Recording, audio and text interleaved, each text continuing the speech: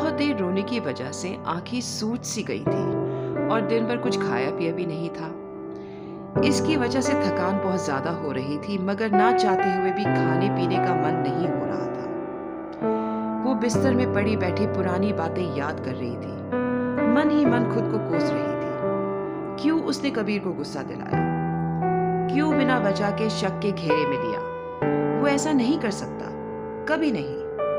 थोड़ी देर बाद फिर से, आखिर वो ऐसा क्यों करेगा?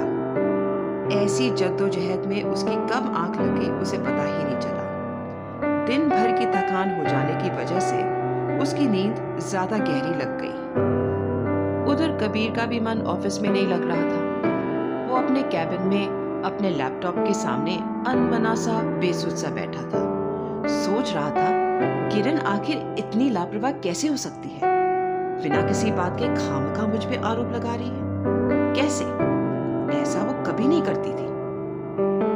वो ये सोच ही रहा था, तभी दरवाजा खटखटाने की आवाज आई। सामने देखा तो ऑफिस बॉय खड़ा था। सर, चाय? हाँ लाओ, पिला दो भाई चाय। क्यों सर जी, आज ऐसे क्यों? क्या हुआ, कुछ परेशान दिख रहे हो? नहीं, कुछ नहीं, बस ऐसे ही थोड़ा। कोई नहीं सर, चाय पियो, सब ठीक हो जाएगा। होठों पे हल्की सी मुस्कान लिए चाय को होठों पे लगाए ही था कि फोन में एसएमएस आने की आवाज आती है। सोचने लगता है, किरण का ही होगा। जब फोन निकाल के देखा, मगर एसएमएस किसी और का था। कबीर को बहुत बुरा लगा, जैसे उम्मीद ही टूट गई हो, और सोचने लगा कि आज उसने कोई फोन भी नहीं किया। इतनी लापरवाह कैसे हो सकती है?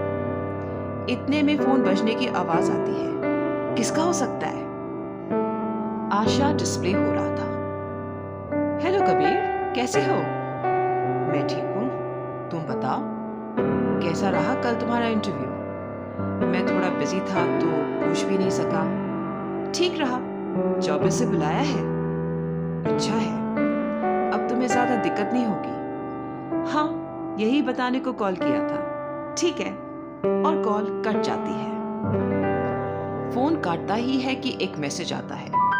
हाँ, मुझसे बात करने का कहाँ टाइम है? ये पढ़ के कबीर के होठों पे बुदबुदाहट आई, क्योंकि ये मैसेज किरण का था। कबीर ने कॉल किया। हेलो, क्या हुआ? ये मैसेज क्या लिख रही हो? सही तो लिखा है, गलती क्या है? अब मैं कौन रहेगी तुम्हारे लिए? कबीर, किरण, समझने की कोशिश करो, ऐसा कुछ नहीं है। वो मेरी कॉलेज फ्रेंड है, बस इससे ज्यादा कुछ नहीं है। मैं तो उसकी हेल्प कर रहा हूँ, वो परेशानी में है। बीच में बात काटते हुए किरण बोली, खाक परेशानी में है तो हमें क्यों परेशान कर रही है? कबीर चिल्लाते हुए, शट अप, तुम्हें पता भी है क्या बोल रही हो? दोनों में झगड़ा चालू हो गया फिर से, और कॉल कट हो जाती है। शाम को कबीर घर पहुंचा, देखता है घर का हाल बेहाल है। किचन में खाना नहीं बनाया गया। बेडरूम में पहुंच के देखता है किरण सो रही है। उसे देखने से ऐसा लगा कि आज उसने खाना नहीं खाया और सारा दिन शायद रोती रही है। ये सब देख के कबीर बहुत दुखी हो जाता है। सोचता है, छोटी सी बात का इतना बड़ा करने की क्या जरूरत थी? वो किरण को जगाता है और मनाने की कोशिश करता है, मगर बात बनाने की बजाय और आगे बढ़ जाती है। किरण बहुत ही जिद्दी है, इसलिए उसने ये सारा मामला अपने घर तक पहुंचा दिया। इस बात को लेकर दोनों में हुए झगड़े की जड़ें और भी गहरी होती चली गईं। झगड़े का असर ये तक था कि दिनों में अब बात होना बंद हो गई। एक ही छत के नीचे होते हुए भी दूरियां बढ़ती चली गईं। इसी बीच एक दिन आशा ने कबीर को मिलने आने को कॉल किया। ये बात किरण को पता चल जाती है। ये जानकर तो मानो उसके शरीर में आग ही लग जाती है। उसे इतना ज्यादा गुस्सा आया कि उसने एक ऐसा फैसला ले लिया जो उसे नहीं लेना चाहिए था।